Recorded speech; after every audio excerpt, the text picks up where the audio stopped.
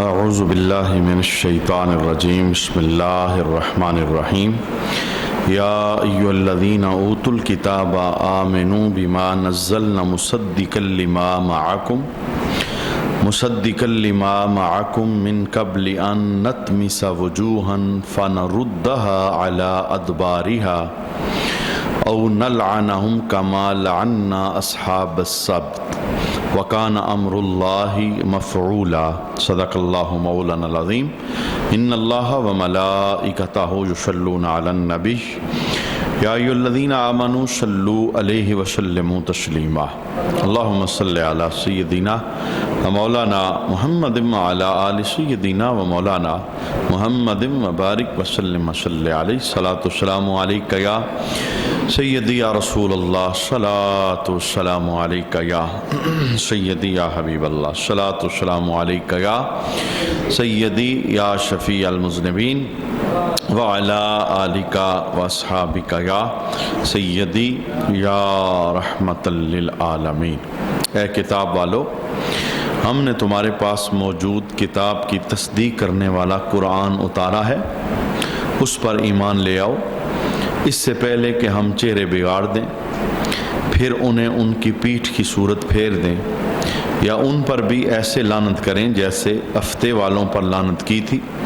اور اللہ کا حکم ہو کر ہی رہتا ہے۔ صدق اللہ مولانا العظیم۔ اس آیت کریمہ کے اندر یہودیوں سے خطاب ہو رہا ہے، اور یہودیوں کو کہا جا رہا ہے کہ قرآن پر ایمان لاؤ، چونکہ جو تمہاری کتاب تورات ہے، تورات کے اندر بھی نبی محترم جناب محمد رسول اللہ صلی اللہ علیہ وآلہ وسلم کی نبوت کی نشانیوں کا اظہار موجود ہے، اور دوسرا اس قرآن پر ایمان لانے کا تمہیں حکم دیا جا رہا ہے جو تمہاری کتاب تورات کی بھی تصدیق کرتا ہے۔ اور یہودیوں کو کہا جا رہا ہے کہ اگر تم اس کتاب پر ایمان نہیں لاؤ گے، یعنی قرآن پر اور صاحب قرآن پر ایمان نہیں لاؤ گے، تو پھر تمہیں سزا کیا ملے گی؟ تمہارے چہروں کو بدل دیا جائے گا، یعنی جو چہرے کا سامنے والا حصہ ہے، ناک، آنکھ، ہونٹ، انہیں ختم کر کے جس طرح چہرے کی بیک سائیڈ ہے، یعنی سر کی پچھلی سائیڈ، اس طرح چہرے کا سامنے والا حصہ کر دیا جائے گا اور بگاڑ دیا جائے گا۔ اور دوسری سزا بتائے گی، یا تم پر ایسے لعنت کی جائے گی جیسے ہفتہ والوں پر لعنت کی گئی۔ یہ بھی یہودیوں کا ایک گروہ تھا، کیونکہ جیسے جمعہ ہماری عبادت کا دن ہے تو ہفتہ ان کے لیے مقرر کیا گیا تھا، لیکن اس دن کے اندر بھی انہوں نے مچھلیاں پکڑنے اور شکار کرنے کا کوئی بہانہ تراش لیا تھا، اور اللہ کی لعنت کے وہ مستحق قرار پائے تھے۔ تو رب کائنات نے کہا کہ اگر قرآن نہیں مانو گے، اس پر ایمان نہیں لاؤ گے جو تمہاری کتاب تورات کی تصدیق کرتا ہے، تو تمہارے چہرے بدل دیے جائیں گے، یا پھر تم پر ایسی لعنت کی جائے گی جو تم میں سے ایک گروہ جو ہفتہ والا گروہ تھا اس پر لعنت کی گئی۔ اس آیت کریمہ کے نزول کے بعد یہودیوں کے کافی سارے علماء اور عوام وہ ایمان قبول کر کے دارہ اسلام کے اندر داخل ہوئے۔ اس لیے مفسرین نے کہا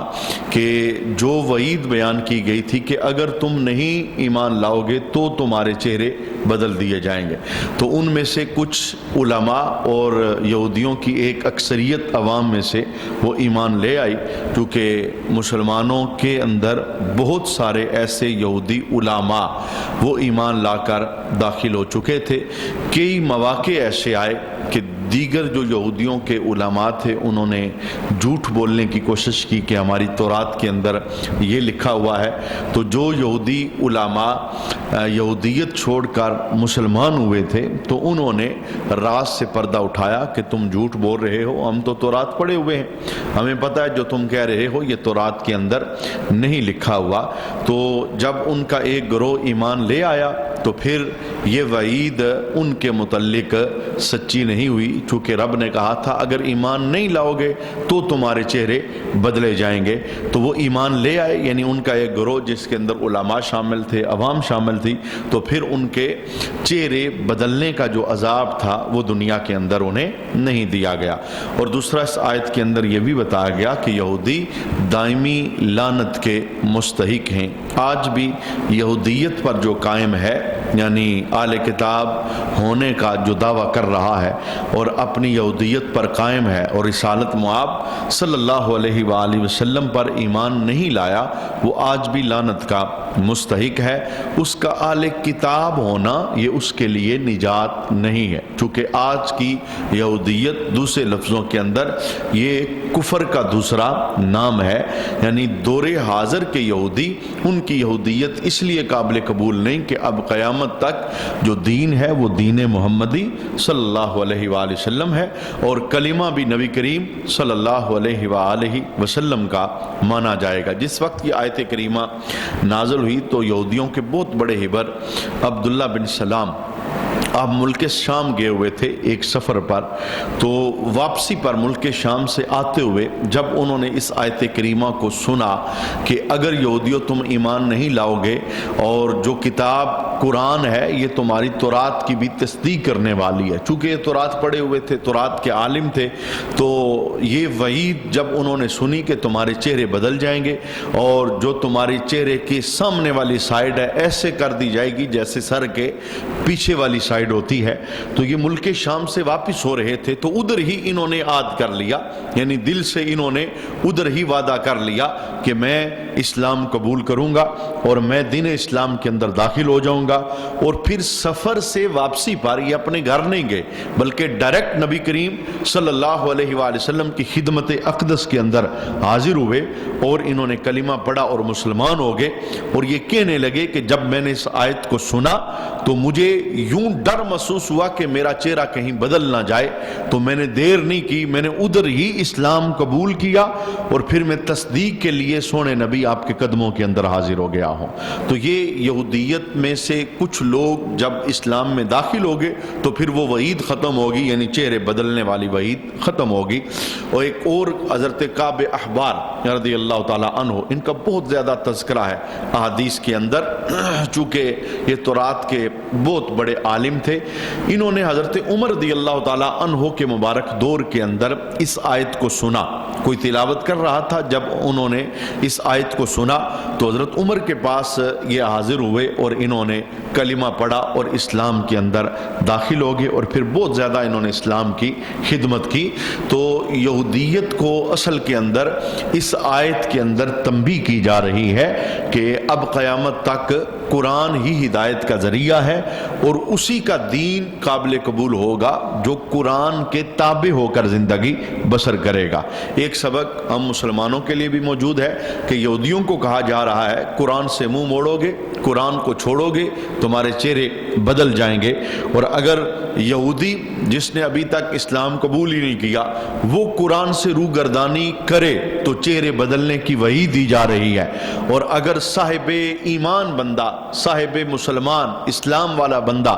وہ مسلمان ہو کر قرآن سے روگردانی کرے تو اس کی سزا کتنی ہے۔ اس لیے اس وقت ہمارے پاس ہدایت کا جو سب سے بڑا سرچشمہ ہے وہ اللہ کی کتاب ہے۔ اب قیامت تک کوئی نبی نہیں آئے گا، کوئی رسول نہیں آئے گا، ہدایت جس نے بھی لینی ہے وہ قرآن ہی سے لینی ہے۔ جو قرآن کا در چھوڑے گا، قرآن کا رستہ چھوڑے گا، قرآن کی صحبت چھوڑے گا، قرآن کی تعلیمات سے بے خبر ہو کے زندگی بسر کرے گا، وہ گمراہی کے راستوں پر چلتا رہے گا۔ اس لیے ہم سب کے لیے ہدایت اور ہم سب کے لیے رحمت وہ اللہ کا قرآن ہے۔ اس قرآن کے تابع بن کے زندگی بسر کرنے والوں کی جزاؤں کو بیان کرتے ہوئے میرے حبیب نے بیان فرمایا تھا کہ جو قرآن کے حلال کو حلال جانے اور قرآن کے حرام کو حرام جانے، مانا جس کا قرآن نے حکم دیا یہ کر رہا ہے، جس سے قرآن نے روکا ہے یہ رک رہا ہے، قرآن کو اس نے رہبر بنایا ہے، قرآن کو اس نے رہنما بنایا ہے۔ فرمایا قیامت کے دن یہ تنہا جنت نہیں جائے گا بلکہ اللہ اسے اجازت دے گا کہ اپنے خاندان کے 9 وہ لوگ جن پر دوزخ واجب ہو چکی ہے ہاتھ پکڑ اور اپنے ساتھ انہیں جنت لے کر چلا جا۔ یہ ہے قرآن پر عمل کرنے والوں کی جزا۔ تو اللہ کریم اس آیت کے اندر جو وعید بیان ہوئی کہ قرآن سے روگردانی کرنے والے، قرآن پر ایمان نہ لانے والے، قرآن کے حکموں پہ عمل نہ کرنے والے، ان پر لعنت بھی اور ان کے چہرے بدل دیے جائیں گے۔ اللہ کریم مسلمانوں کو قرآن سے جڑنے کی توفیق عطا فرمائے۔ کیا یہ سچ سی بات نہیں ہے کہ مسلمانوں نے قرآن صرف کچھ خاص معمولات کے لیے رکھا ہے؟ قرآن سے جو لینا چاہیے تھا مسلمان وہ نہیں لے رہا۔ قرآن مسلمان نے کیوں رکھا ہے؟ یہ جناب بچوں کے اوپر دم کرنا ہے، بچہ ڈر گیا ہے، جنات کی شکایت ہے، اس کے اوپر دم کرو، اسے تعویذ ڈال دو اس کا۔ جناب کوئی گھر کا افتتاح ہے تو قرآن پڑھو برکت آ جائے، مارکیٹ دکان کے افتتاح ہے قرآن پڑھو برکت آ جائے، کوئی بندہ فوت ہو گیا ہے، ماں ہے، باپ ہے، دوست ہے، پیارا ہے، اس کی چارپائی کے اندر قرآن رکھو اور اسے قبرستان تک رخصت کر دو۔ بیٹی گھر سے دوسرے گھر میں جا رہی ہے نکاح کے ذریعے، اب اس کے سر کے اوپر قرآن رکھا جاتا ہے، اور جب فیصلے نہیں ہو رہے ہوتے بیچ میں قرآن کو لایا جاتا ہے اور اس کی قسمیں اٹھائی جاتی ہیں۔ مسلمانوں نے قرآن کو یہاں تک محدود رکھا ہے قسمیں اٹھانے کے لیے، فیصلے کرنے کے لیے، جناب موت کی منزل میں پہنچنے والے بندوں کو قبر تک پہنچانے کے لیے، اشارے ثواب کے لیے، برکت کے لیے۔ حالانکہ قرآن کا صرف یہ مقصد نہیں تھا۔ یہ ساری برکتیں قرآن میں موجود ہیں۔ یہ ڈر ختم کرتا ہے، یہ خوف ختم کرتا ہے، یہ جنات کو بھگاتا ہے، یہ جانے والوں کی منزلیں آسان کرتا ہے، یہ جدھر جاتا ہے برکتیں ساتھ ساتھ ہوتی ہیں۔ یہ فیصلوں والی کتاب ہے، لیکن قرآن کا سب سے بڑا فیض یہ ہے، قرآن میری اور آپ کی زندگی کو بدلنے کے لیے آیا ہے۔ علامہ محمد اقبال علیہ رحمہ، آپ نے مطالعہ کی میز کے اوپر قرآن پاک رکھا ہوا تھا، تو ایک بندہ آپ سے ملنے آیا تو اس نے کہا کہ میں نے تو آپ کو بڑا علامہ سمجھا ہوا تھا، لیکن آپ نے قرآن کو یہاں نیچے رکھا ہوا ہے، جو مطالعہ کی میز ہے یہاں آپ نے قرآن رکھا ہے۔ یعنی اس کا سکیچ یہ تھا کہ قرآن اونچی جگہ ہونا چاہیے، غلاف میں لپٹا ہوا ہونا چاہیے، بند ہونا چاہیے، تو یہ یہاں پڑھنے والی جگہ پر قرآن پڑا ہوا ہے۔ تو علامہ اقبال نے ایک ٹھنڈی آ بھری اور یہی جملہ آپ نے بولا، آپ نے کہا کہ میں نے مطالعہ کی میز پہ قرآن اس لیے رکھا ہے، میں تمہیں بتانا چاہتا ہوں قرآن اللہ نے الماریوں میں بند کرنے کے لیے نہیں بھجوایا، رب نے قرآن پڑھنے کے لیے بھجوایا ہے۔ جب صبح ہوتی ہے تو میں قرآن کھول کے قرآن سے پوچھتا ہوں بتا میں اپنا دن کیسے بسر کروں، اور جب رات ہوتی ہے تو میں قرآن سے پوچھتا ہوں بتا میں رات کیسے بسر کروں۔ میں تو اپنا لمحہ لمحہ قرآن کے سائے کے اندر بسر کرتا ہوں۔ ایک رونا تو یہ ہے، یعنی ایک طبقہ مسلمانوں کا ہے جو قرآن کو خاص مقاصد کے لیے استعمال کرتا ہے، قرآن سے کوئی فیض لینے کا ان کا ذہن نہیں ہے۔ اچھا، ایک دوسرا طبقہ ہے جو قرآن کی تلاوت تو کرتا ہے پر قرآن کی بولی سمجھتا نہیں۔ الف لام میم ذالک الکتاب لا ریب فیہ، یہ لفظ پڑھتا چلا جاتا ہے، 30 بار قرآن پڑھا، 40 بار قرآن پڑھا، 60 قرآن ختم کر کے انہوں نے گنتیاں اپنے پاس سنبھال کے رکھی ہیں، لیکن یہ 60 مرتبہ قرآن پاک پڑھنے والا بندہ ابھی تک جھوٹ بول رہا ہے، ابھی تک دھوکہ دے رہا ہے، ابھی تک نظر گندی ہے، ابھی تک پیشانی پہ سجدہ نہیں ٹپکا، ابھی تک ماں باپ کا نافرمان ہے، ابھی تک سودی اکاؤنٹ بینک کے اندر اس نے رکھا ہوا ہے، ابھی تک حرام کھا رہا ہے، نسلوں تک پہنچا رہا ہے، ابھی تک یہ کسی غیر کی چیز پر قبضہ کرنے میں بالکل ذرا برابر بھی دیر نہیں کرتا۔ قرآن تو اس نے 60 بار پڑھا ہے لیکن زندگی میں تبدیلی نہیں آئی۔ معنی کیا کہ قرآن کے لفظ پڑھے ہیں، قرآن کا رموز نہیں سمجھا، قرآن کا معنی نہیں سمجھا، قرآن کی بولی نہیں سمجھی۔ یہ قرآن دوسرے لفظوں کے اندر اللہ کا بندوں کے نام ایک خط ہے، اللہ کا بندوں کے نام ایک خط ہے۔ وہ ایک بزرگ علیہ رحمہ نے بہت خوبصورت مثال دی کہ ایک بندہ جو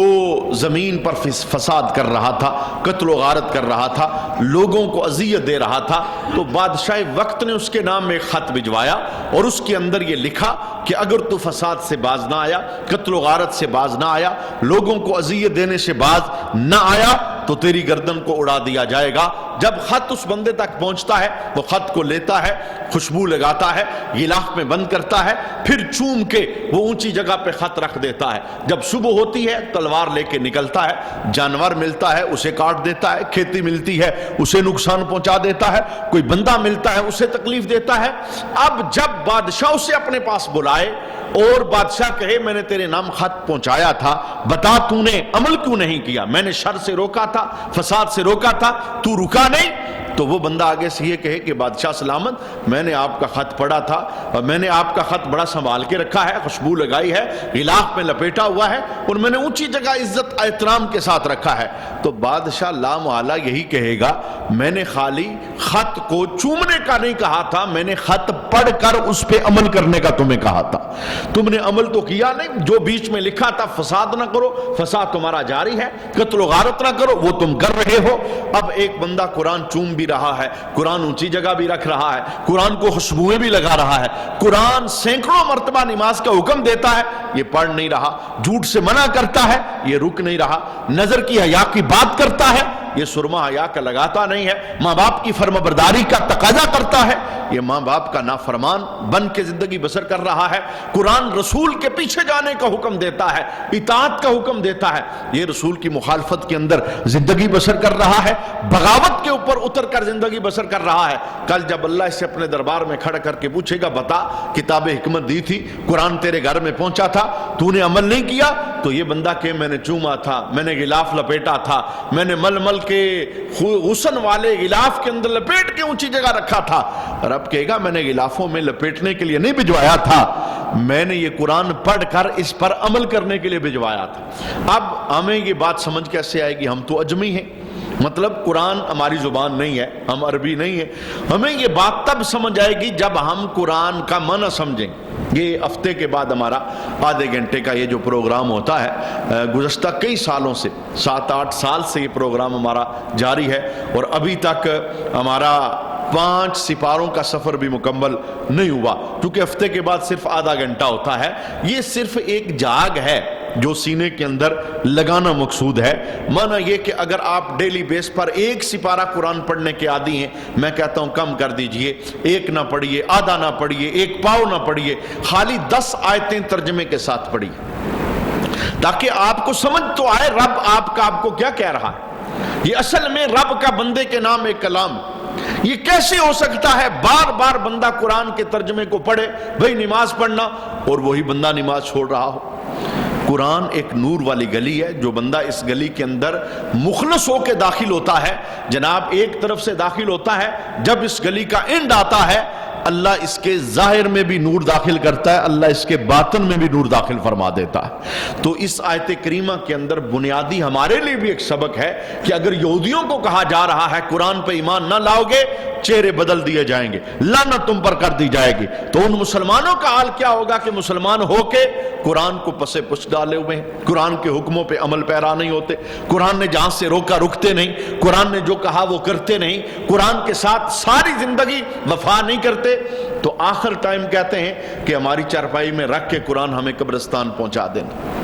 بھئی خالی قرآن ساتھ جائے گا، اس قرآن پر عمل کیا نہیں، اسے مانا نہیں، اس کی تعلیمات کو زندگی میں داخل نہیں کیا، تو خالی چارپائی میں ساتھ رکھنے سے کیا ہوگا؟ تو یہ ہمارے لیے ایک درد والا پیغام بھی ہے۔ اللہ ہمیں قرآن کے ساتھ رغبت نصیب فرمائے اور قرآن کو سمجھ کر قرآن کے مطابق اللہ زندگی بسر کرنے کی سعادت عطا فرمائے۔ یہ اپنی نسلوں تک بھی اس پیغام کو پہنچائیے، اپنی بیٹیوں کو، اپنی بیویوں کو، ماؤں کو، بہنوں کو بتائیے کہ قرآن کو ترجمے کے ساتھ پڑھنا، اس کی عادت بنائیے، کیونکہ جب یہ عادت بنے گی انشاءاللہ زندگی کے اندر تبدیلی آئے گی۔ تو اس آیت کریمہ کو سن کر کتنے یہودی تھے جنہوں نے ڈر اور خوف کی وجہ سے کہ ہمارے چہرے کہیں بدل نہ جائیں، انہوں نے سن کر اس آیت کو، اسلام کو قبول کیا اور دارہ اسلام کے اندر داخل ہو گئے۔ اگلی آیت کے اندر رب کائنات نے ایک اصول بیان کیا، ان اللہ لا یغفر ان یشرک بہ، بے شک اللہ اس بات کو نہیں بخشتا کہ اس کے ساتھ شرک کیا جائے۔ شرک کرتے کرتے اگر بندہ دنیا سے چلا جائے تو یہ ناقابل معافی جرم ہے۔ کفر کے اندر رہتے رہتے اگر بندہ دنیا چھوڑ جائے حالت کفر کے اندر تو یہ ناقابل معافی جرم ہے۔ ہر گناہ کی معافی اللہ کے دربار میں ہے، وہ آگے آیت کے اندر لکھا ہے وَيَغْفِرُ مَا دُونَ ذَلِكَ لِمَنْ يَشَاءُ، اور اس سے نیچے جو کچھ ہے جسے چاہتا ہے معاف کر دیتا ہے۔ یعنی شرک کے علاوہ، شرک یا کفر کے نیچے جو کچھ ہے، بڑے سے بڑا گناہگار بندہ ہے، اللہ کی مشیت اور مرضی، اللہ چاہے تو اسے معاف کر دے. فقد افترا اثما عظیما، اور بے شک اس نے بہت بڑے گناہ کا بہتان باندھا ہے. یعنی اللہ کی ذات کے اوپر شرک کرنا یہ بہت بڑا گناہ ہے. اللہ تعالیٰ شرک اور کفر سے ہمیشہ ہمیشہ کے لیے ہمیں ہماری نسلوں کو حفاظت عطا فرمائے. یہ اللہ کا کروڑ شکر ہے. ہمارا اس میں کوئی کمال نہیں ہے کہ ہم صاحب ایمان، ہم صاحب اسلام. یہ رب کا ہمیں کروڑ بار شکر ادا کرنا ہے کہ اس رب نے ہمیں آمنہ کے لال جیسا دامن عطا فرمایا ہے. وگرنہ ہم سے لائق لوگ ہیں جو پتھروں کے سامنے جھکے ہوئے ہیں. ہم سے لائق لوگ ہیں جہاز بنا کے فضاؤں میں اڑانے والے، وہ جناب مورتیوں کے سامنے جھکے اور آگ کے سامنے جھکے ہیں، ستاروں کے سامنے جھکے. یہ جو ہم نے معرفت خدا بندی حاصل کی ہے، یہ کمال ہمارا نہیں ہے، یہ کمال آمنہ کے لال کی نگاہ کا کمال ہے. اللہ اس ایمان پر ہمیں ساری زندگی قائم اور دائم فرمائے، اور شرک اور کفر جیسی لعنت سے اللہ ہمیں اور ہماری نسلوں کو محفوظ فرمائے. اس آیت کے اندر یہ بنیادی طور پر مسئلہ بیان کیا گیا کہ جو شرک کرتے کرتے دنیا سے چلا گیا یا کفر کرتے کرتے دنیا سے چلا گیا، ہمیشہ ہمیشہ کے لیے اسے دوزخ میں رہنا ہے، اس کے لیے کوئی معافی نہیں. شرک کے نیچے یا کفر کے نیچے جتنے گناہ ہیں، بڑے سے بڑا کبیرہ گناہ، اللہ چاہے تو اللہ کی مشیت ہے اللہ معاف کر دے، چاہے تو سزا دے. جتنی بھی اس کی مشیت اور مرضی ہے اتنی سزا دے گا. یعنی مسلمان اگر ایمان کی حالت میں دنیا سے گیا ہے اور گناہ لے کر گیا ہے تو جب تک اللہ چاہے گا ان گناہوں کی سزا اسے دوزخ کے اندر ملے گی، اور جب اللہ چاہے گا کہ ایک نہ ایک دن ایمان کی برکت سے دوزخ سے نکل کر وہ جنت کے اندر داخل ہو جائے گا. اور یہاں مفسرین نے ایک جملہ یہ بھی ارشاد فرمایا ہے کہ مسلمان کو اس امید پر کہ شرک کے علاوہ جتنے گناہ ہیں اللہ معاف کر دے گا، اس امید کے اوپر مسلمان کو گناہوں میں دلیر نہیں ہونا چاہیے. اس لیے کہ وہ رب رحمان اپنی رحمتوں کا اظہار کر رہا ہے کہ میں معاف کر دوں گا، تو بندہ کتنا گھٹیا پن کر رہا ہے کہ اس کی رحمتوں کا غلط فائدہ اٹھا کے اسے گناہوں سے نفرت نہیں ہو رہی، یہ برابر گناہ کیے جا رہا ہے. مانا یہ، اور بعض اوقات یوں بھی ہوتا ہے، یہ چونکہ جو میں جملہ بول رہا ہوں کئی حدیثوں کا یہ نچوڑ جملہ ہے. بعض اوقات یوں ہوتا ہے کہ بندہ کسی گناہ کو ہلکا تصور کر کے وہ گناہ کر دیتا ہے. بھئی کیا ہوتا ہے، امید پر بھئی کیا ہوتا ہے، یہ کر کے وہ گناہ کر دیتا ہے، اور وہی گناہ اس بندے کو کفر میں داخل کر دیتا ہے. کتنے گناہ ایسے ہیں جو بندے کو کافر بنا دیتے. بلکہ اگر میں یہ جملہ بولوں، یہ بزرگوں کے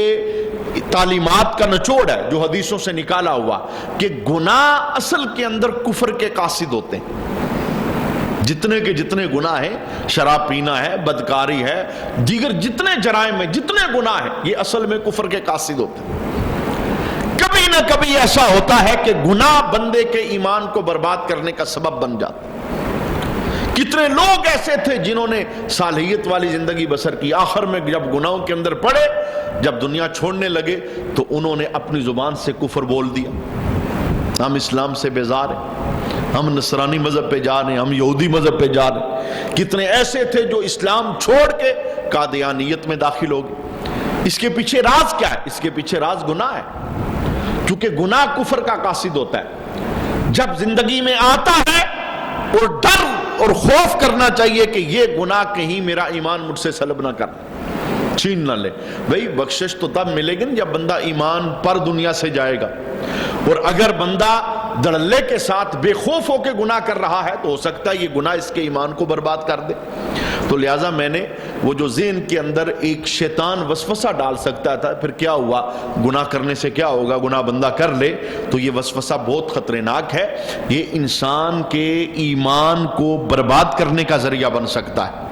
اللہ کریم ہم سب کو گناہوں سے سچی توبہ کی توفیق نصیب فرمائے، اور ہمیشہ ہمیشہ اللہ اپنے ڈر اور خوف کی دولت ہمیں نصیب فرمائے. اس آیت کے شان نزول پر ایک بڑا خوبصورت جملہ ہے. حضرت واشی رضی اللہ تعالیٰ عنہ کے قبول اسلام کے حوالے سے عبداللہ بن عباس سے روایت کرتے ہیں کہ واشی وہ بندہ ہے جس نے آقا حضور رحمت عالم صلی اللہ علیہ وآلہ وسلم کے سگے چچا حضرت امیر حمزہ رضی اللہ تعالیٰ عنہ کو شہید کیا تھا. تو یہ آقا کی بارگاہ میں حاضر ہوا، کہنے لگا کہ مجھے امان دیں تاکہ میں اللہ کا کلام سن سکوں. کافر تھا حالت کفر میں تھا تو سرکار کی بارگاہ میں حاضر ہوا. صرف کفر نہیں بلکہ اس کے ہاتھ پر آقا حضور کے پیارے چچا حضرت امیر حمزہ کا خون بھی موجود تھا, شہید بھی انہیں کیا. کہنے لگا حضور مجھے امان دیں تاکہ میں اللہ کا کلام سن سکوں. تو نبی کریم صلی اللہ علیہ وآلہ وسلم نے یہ جملہ ارشاد فرمایا کہ میری طلب تو یہ تھی کہ تو مجھ سے امان نہ لیتا, چونکہ جو اس نے کیا تھا نا, جب اس نے اسلام قبول بھی کر لیا تو سرکار علیہ السلام نے اسلام قبول کرنے کے بعد بھی اسے یہ حکم دیا ہوا تھا کہ تو میری نگاہوں کے سامنے نہ آیا کر. یعنی جب محفل لگی ہو نا, سائیڈ پہ کہیں پیچھے ہو کے بیٹھ جایا کر, جدھر میں بیٹھا ہوں نا میرے سامنے چہرے کی طرف نہ آیا کر, اس لیے کہ جب تجھے میں دیکھتا ہوں تو مجھے اپنا شہید چچا یاد آ جاتا ہے. کیونکہ بہت دردناک طریقے کے ساتھ حضرت امیر حمزہ رضی اللہ تعالی عنہ کو شہید کیا گیا تھا. تو جب اس نے امان طلب کی آقا حضور رحمت عالم صلی اللہ علیہ وآلہ وسلم کی بارگاہ کے اندر, تو آقا حضور نے فرمایا کہ میری خواہش تو یہ تھی کہ تو امان نہ مانگتا, لیکن اب تو امان مانگ رہا ہے کہ میں قرآن سننا چاہتا ہوں, میں رب کے دربار میں آنا چاہتا ہوں. تو آقا حضور رحمت عالم صلی اللہ علیہ وآلہ وسلم نے فرمایا کہ میں تمہیں امان دیتا ہوں. تو اللہ کریم نے محبوب کے سینے پہ اس آیت کے حصے کو نازل کیا, والذین لا یدعون مع اللہ الہا آخر, اور وہ جو اللہ کے ساتھ کسی دوسرے معبود کو نہیں پوجتے. یعنی امان کی پہلی شرط یہ ہے کہ تمہیں شرک چھوڑنا پڑے گا, تمہیں کفر چھوڑنا پڑے گا, رب کے علاوہ جتنے معبودان باطلہ ہیں ان کی محبت کو سینے سے نکالنا پڑے گا. تو واشی نے عرض کی کہ یا رسول اللہ صلی اللہ علیہ وآلہ وسلم, یہ تو ٹھیک ہے میں شرک اور کفر چھوڑ دوں گا, لیکن مجھ سے ایک گناہ بھی ہوا ہے. گناہ کیا ہے؟ میں نے آپ کے چچا کا خون بھی کیا ہے, اور دوسرا گناہ مجھ سے کیا ہے, مجھ سے حالت کفر کے اندر بدکاری بھی ہوئی ہے, ناک خون بھی ہوا ہے, بدکاری بھی ہوئی ہے. تو اس طرح کے بڑے بڑے گناہ میرے پاس موجود ہیں. میں معبودان باطل کی عبادت تو چھوڑ دوں گا, ایک رب کا ہو جاؤں گا, لیکن مجھے ڈر اور خوف یہ ہے کہ جو بڑے بڑے گناہ ہیں ان کا کیا بنے گا. اب آیت کا ایک اور حصہ نازل ہوا, الا من تاب وآمن وعمل عملا صالحا, مگر جو توبہ کرے اور ایمان لائے اور اچھا کام کرے. یعنی جب تم تائب ہو جاؤ گے اور ایمان لے آؤ گے, اچھے کام شروع کر دو گے, تو پچھلے جتنے گناہ ہیں اسلام ان سارے گناہوں کو معاف کروا دے گا. یہ اسلام کا حسن ہے کہ اسلام سے قبل جتنے بھی گناہ ہوتے ہیں ان گناہوں پر حالت اسلام اور کلمہ کے اندر سزا نہیں دی جاتی, انہیں معاف کر دیا جاتا ہے. اب واشی نے ایک تیسرا جملہ بولا, کہنے لگا کہ اس آیت میں شرط کی گئی گناہوں سے مغفرت حاصل ہو گئی ہے اس بندے کو جو توبہ کرے اور ایمان لائے, اور میں وہ ہوں توبہ تو کر لوں گا, ایمان بھی لے آؤں گا, لیکن میں نے نیک عمل کوئی نہیں کیا. یعنی ابھی تو میں اسلام میں داخل ہی نہیں ہوا, نیک عمل میں نے کیا ہی نہیں, تو میری بخشش کیسے ہوگی. اب رب نے آیت کا ایک یہ حصہ نازل کیا جو ابھی ہم سن رہے ہیں, ان اللہ لا یغفر ان یشرک بہ ویغفر ما دون ذلک لمن یشاء, کہ بے شک اللہ نہیں بخشتا اس کے ساتھ کفر کیا جائے یا شرک کیا جائے, اس کے نیچے جتنے گناہ ہیں اللہ چاہے تو معاف فرما دیتا ہے. یعنی صرف کفر اور شرک معاف نہیں ہوتا اگر یہ لے کر بندہ اللہ کے دربار میں جائے, اور اگر زندگی میں اس سے تائب ہونا چاہتا ہے تو اس کی معافی آ جائے گی. تو اب واشی نے آخری ایک جملہ بولا, کہنے لگا کہ اس آیت کے اندر تو مشیت الہی کا تذکرہ ہے, یعنی اللہ چاہے گا تو معاف ہوگا, اور اگر اللہ نہیں چاہے گا تو معافی نہیں ملے گی. اب مجھے کیا پتا کہ میرے متعلق اللہ کی مشیت کیا ہے,